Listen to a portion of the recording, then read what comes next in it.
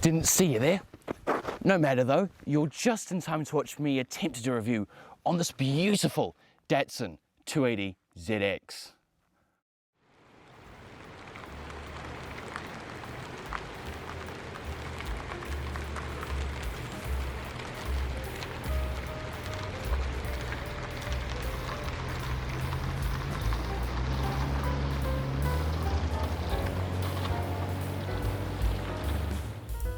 So just before we properly get into it, to better understand the Datsun 280 ZX, we first need to look at the much loved predecessor, the Datsun 240Z.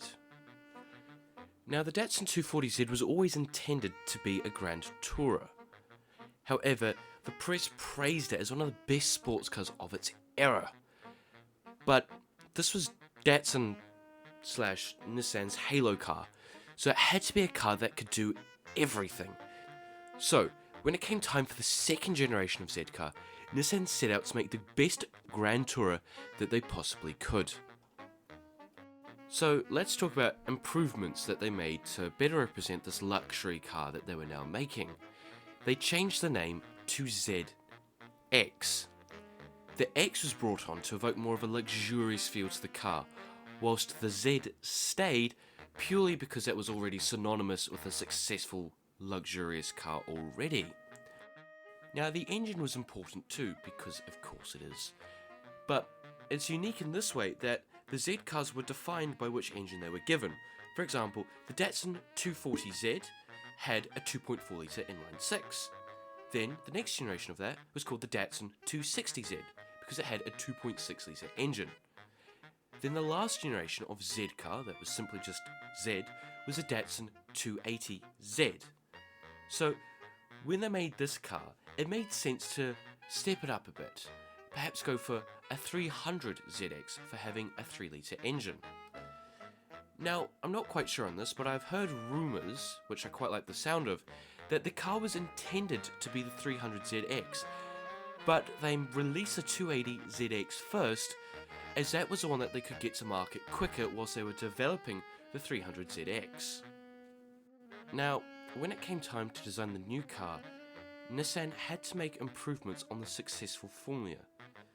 So, what they did was gather a bunch of people, mainly in America, such that that was their biggest market for the car, who already owned a Z car, and asked them simply what did they like about the car, what they didn't like about the car, and what the owners felt could be improved upon. Then, they took all of that information back over to Japan, back to the offices, to turn it into the 280ZX. Now, the car has a few different names, which makes it nice and confusing for someone like myself. In Japan, the car was called the Nissan Fairlady Z, the exact same name as its predecessor. However, in places such as America, this is called the Datsun 280ZX, or simply the Datsun 280, obviously referring to the engine size. Now the car came in two core variants. You had a 2+2-seater or the simple 2-seater. Here we have the 2+2-seater, and by looking at it, I'm pretty sure they just did this to help you store more luggage, because I wouldn't want to sit in the back seat of this car anytime soon. Now, to go with this particular roomy back seat that we have here, the car's interior needed to be changed because from the old 240Z, they really needed to identify this as a Grand Tourer. So things were changed, but not everything was forgotten. For example, in the middle of the dashboard, we can see 3 round dials. Now, they were considered to be one of the most iconic things of the old car, and they were kept. However, I think just up there, the steering wheel was changed because they wanted to give a more open view of the dashboard. And in the middle of that dashboard, you'd be able to see a pre-flight check system, which would run through a system of things like your radiator, battery, and so on, to make sure that they're all working and that you knew that they were working before you started on your journey. Now, the core components of the car is that it is an FR, meaning it has a front engine connected to a rear-wheel drive setup. And all the way up here, over this gloriously long bonnet, you can imagine the 2.8 litre engine sitting beneath. Now, between the 240 and the 280, a lot of things carried over.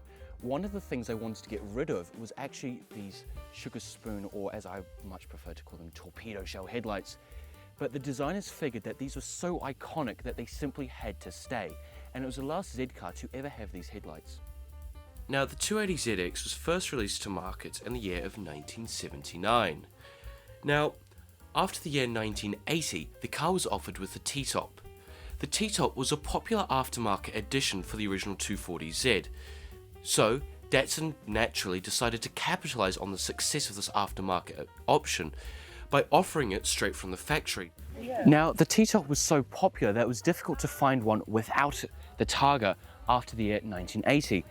Now, what we have here is a 1987 model, probably the best-selling Z car of all time. Hi again. Just wanted to clarify this. What I meant by that was for the year 1979, the Datsun 280ZX had the highest sales record for a single year of any Z car in history. A simple Google search, however, tells me that overall, for a generation of Z car, the highest selling one was the 300ZX. Now, that was just a simple Google search, so if anyone has anything different, feel free to let me know down below. But the point is that this has a naturally aspirated 2.8 litre inline six. Now, in 1981, put the correct date here, they released a turbo model, boosting this engine from 135 horsepower, as you see in this one, to 180 horsepower. Just a quick side note, while doing a lot of the research for this film, I have been watching so many old commercials. Just have a look at them, they're fantastic. Own the new Datsun Turbo Z car and you own the road. Datsun!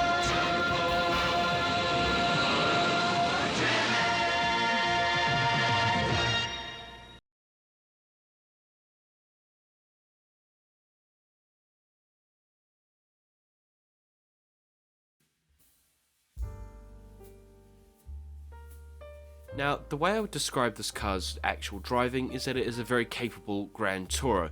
The seats are very comfortable, and particularly the positioning of them allows you to sort of settle into them on those long road trips that you want to do with a car like this. As far as the owners were concerned, they have done a lot of kilometers, or miles as you'd prefer to call it that, in this car, and they're very happy with it. The only real issue is that the idle sometimes sits a bit uncomfortably at 3000 RPM when you're doing highway speeds for long periods of time, but that was the only thing really wrong with the car. Not only that, you actually have back seats, which I wouldn't recommend, but the important fact to me at least is the fact that they're there if you need to use them. And of course, you have an actual boot which is usable, unlike most sports cars. Now, this car isn't completely standard. First and foremost, I want to start with the wheels. These are aftermarket, and personally I think they look better than what the car was originally on. And they actually remind me of the wheels worn by the car Devil Z from the anime series One Gun Midnight. But to go with this, the car has a new colour. It's been several colours over its lifetime, but this particular colour is called Evoque Metallic, and it is actually originally done by Holden. Now, I just wanted to allot a little bit of time at the end of the film to answer a question. That being, why is the Datsun 280ZX an almost forgotten car? Well, it took a while, but I believe one of the main problems, ironically, was the success of the ZX. Now, the success of the 280ZX, I believe, was due to the fact that they were sold directly after the S30, that being the very first generation of Z car. Now, this was still very fresh in the public mind, and I believe that more people went out and purchased the 280ZX because it was seen to be more approachable. It focused on things that a large group of people wanted, such as having a bigger cabin space, a smoother ride, more comfortable seating, i.e. being finally seen as a real Grand Tourer, which had the same appeal as a reliable, fun and inexpensive car that the people already loved. This is where I think that the problem lies, in the fact that even today, out of all the Z cars, the first generation is probably still the most iconic and well celebrated, because it has defined a hugely important milestone, not only in Nissan's history, but also the history of sports cars as a whole, as one of the first majorly successful Japanese sports cars. So, what does this have to do with the 280ZX? Well, for a start, it is now greatly overshadowed not only by its predecessor, but also by its successor, the 300ZX. I believe that the 280ZX has been perceived as now the stopgap solution between these two very different cars. Now, also as car enthusiasts, we tend to lean more towards cars that are more driver-focused, sports cars.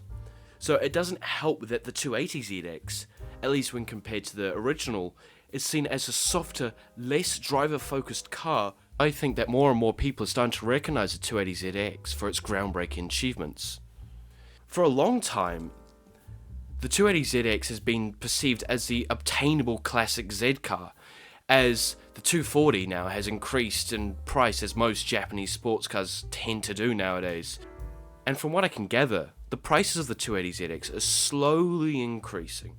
I think it's good that the 280ZX is starting to be appreciated for what it truly is, because it is a phenomenal car that was not only groundbreaking at the time, but also sent a message out that Nissan was going to carry on producing its flagship Grand Tourer for many, many years to come.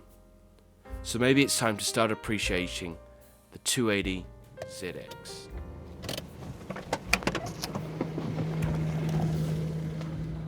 Right, well, thank you very much for watching. I do hope you enjoyed. But yes, please like and subscribe to see more content like this.